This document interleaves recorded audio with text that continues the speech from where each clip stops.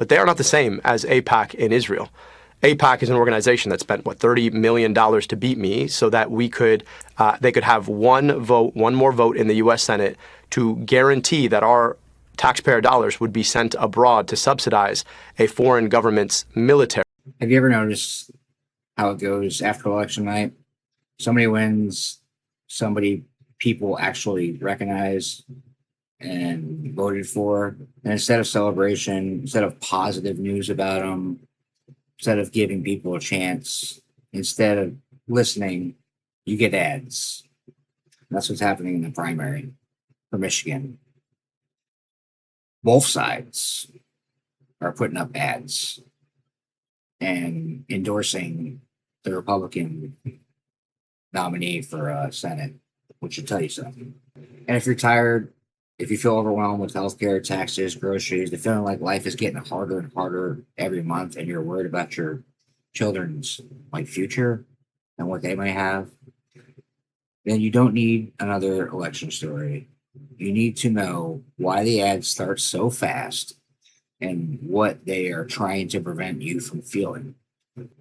In Michigan, people chose Abdul El-Sayed last Tuesday.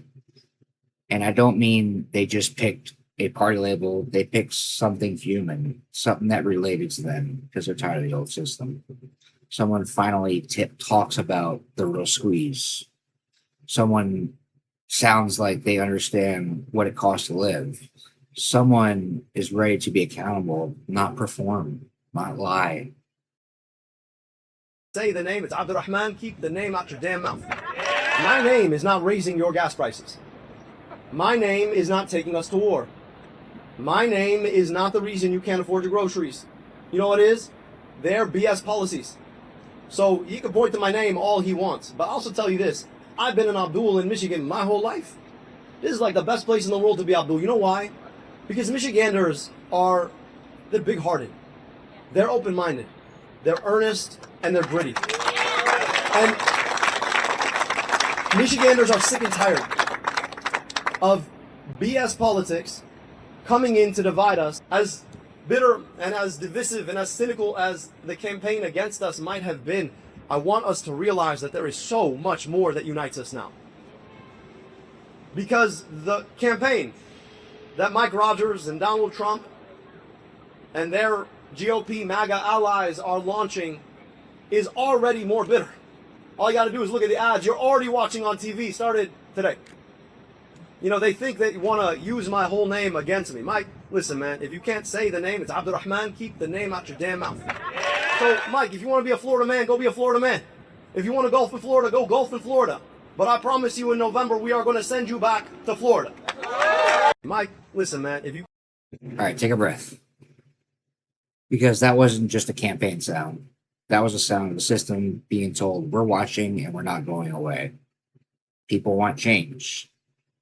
That's why we're not going to let these ads and what they keep telling us, left, right, all this propaganda. The people are tired of it, they're fed up with it, and they want change. And that's where the pain starts, because the establishment doesn't just worry about losing an election, it worries about losing control of the story. And I feel like the public's waking up. Slowly, we're getting there. And if we keep speaking and we keep making our voices heard, there's going to be real change in our country. And there's a deeper pattern.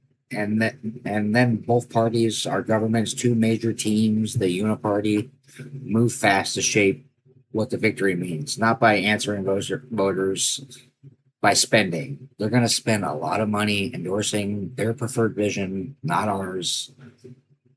So it doesn't become a demand for real change. So instead, we listen, it becomes, here's who you should distrust.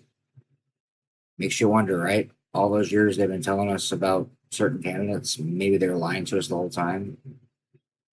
That's the point. So watch out. These ads are going to come out in Michigan, and I hope you give this guy a chance.